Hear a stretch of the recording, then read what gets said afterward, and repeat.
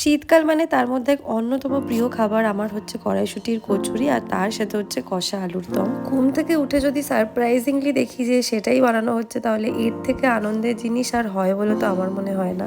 হ্যাঁ, ঠিক তাই। আমি সকালবেলা উঠেই শুনি যে আগের দিনই কড়াইশুঁটির পুর তৈরি করে রেখেছিল আমার মাদার ইন ল। দেন আমি নিচে নেবেই দেখলাম যে ব্রেকফাস্টের জন্য গরম গরম কড়াইশুঁটির কচুরি তৈরি করা হচ্ছে আর তার সাথে অলরেডি কড়াইশুঁটির কচুরি দিয়ে খাওয়ার জন্য কষা আলুর দম রেডিও করা হয়ে গেছে, যেটা আমার শ্বশুর মশাই বানিয়েছিল।